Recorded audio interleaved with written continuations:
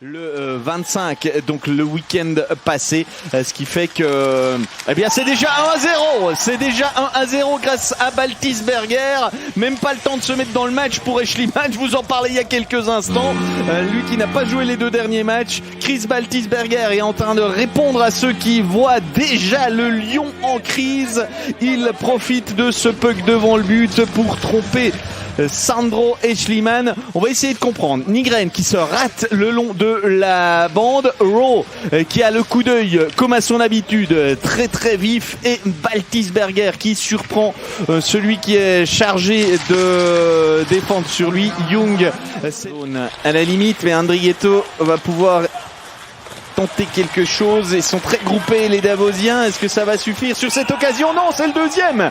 Le tir a semblé dévié, un tir de Phil Baltisberger, dévié ou pas par Raphaël Prassel. En tout cas, c'est celui qui a le sourire le plus large.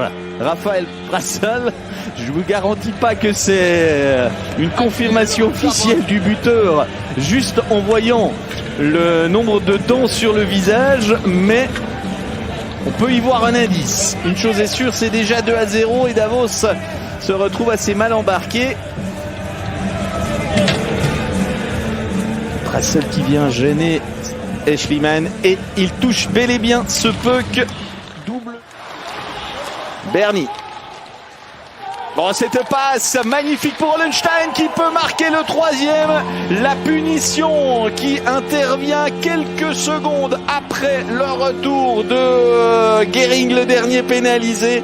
Eh bien, quand on ne marque pas à 5 contre 3, on encaisse. C'est une maxime qu'on entend très souvent et qui se vérifie une fois encore. Le 7e but de la saison pour Hollenstein, qui rejoint pas tout à fait Nettinen au classement des buteurs, mais qui rejoint Davos qui en profite pour changer de bloc.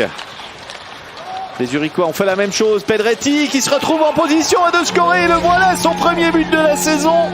Je l'évoquais lors de sa dernière présence. Eh bien, il tombe à l'instant ce premier but, qui en appellera probablement d'autres connaissant ses statistiques habituelles. 5 buts la saison dernière, 6 la saison précédente pour Marco Pedretti. Comme quoi, en faisant un pas de retrait par rapport au bloc, eh bien, on peut aussi faire un pas en avant concernant ses statistiques. Et il a parfaitement su résister à Dominique. Il a parfois été, on se rappelle qu'Arnaud Delcourteau n'avait pas hésité. But pour un bulle, son 4e but de la saison. C'était presque un but de défenseur cette fois-là. Le capitaine davosien qui prive Flueller d'un potentiel blanchissage. Et de quoi mettre un petit peu de baume au cœur aux Davosiens qui marquent en supériorité numérique, qui justifie ainsi leur statut de meilleure équipe dans cet exercice. Flueller était-il masqué? En tout cas, le passage devant lui de Young.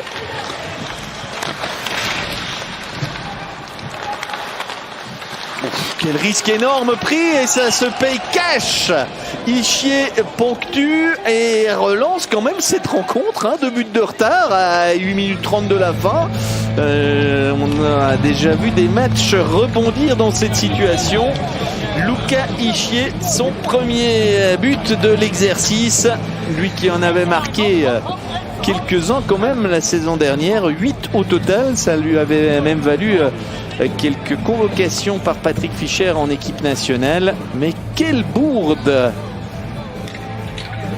Je me demande si c'est pas Bernie ou Rossi. Non, c'est Rossi. C'est Rossi qui fait la faute sur Palouchaï.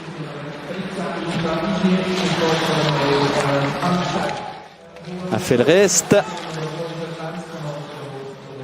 La 5e punition infligée aux Davosiens. Et but, le tir de Noro. Le tir qui n'a pas semblé dévier. Baltisberger exulte, mais je crois pas que le tir a été beaucoup dévié. Cette fois, tout doute est levé grâce à cette réussite de qui? Noro Baltisberger.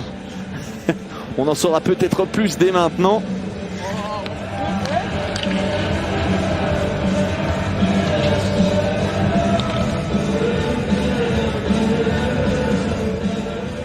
J'ai l'impression qu'il la touche, hein, Chris Baltisberger.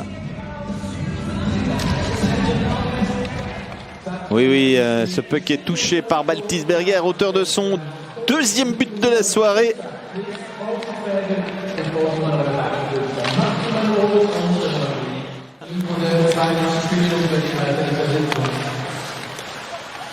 Thornton, Nygren et but. Déviation probablement devant le but. Qui pour dévier? Schliemann va revenir, ce sera un but à 6 contre 4. Bon, ce ne sera pas ennuyé finalement dans ce troisième tiers-temps. C'est un petit peu ce qu'on pouvait craindre. But Ambul, hein, doublé pour André Ambul.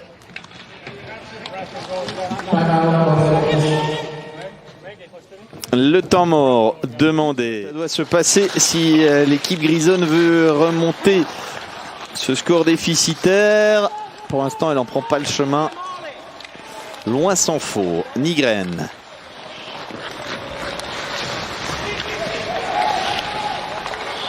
Encore une montée de puck poussive. Et finalement, la récupération zurichoise. Qui était le joueur qui a pu récupérer et mettre au fond? Visiblement, Marty. C'est en tout cas lui qui est salué par ses partenaires. Son deuxième but de la saison. Et le chapitre semble ainsi clos avec ce 6-3 dans la dernière minute.